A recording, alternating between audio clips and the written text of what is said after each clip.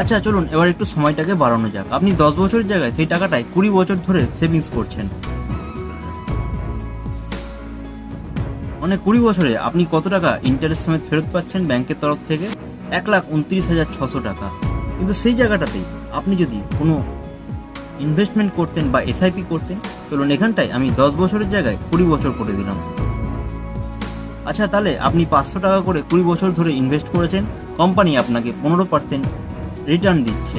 তাহলে আপনি কত টাকা ইনভেস্ট করলেন? 1,20,000 টাকা। আচ্ছা আপনি কত টাকা রিটার্ন পেতে পারেন?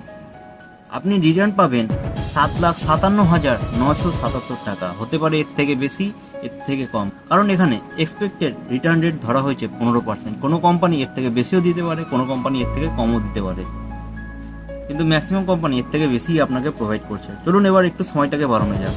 আপনি 30 বছর ধরে 500 টাকা করে সেভিংস করছেন।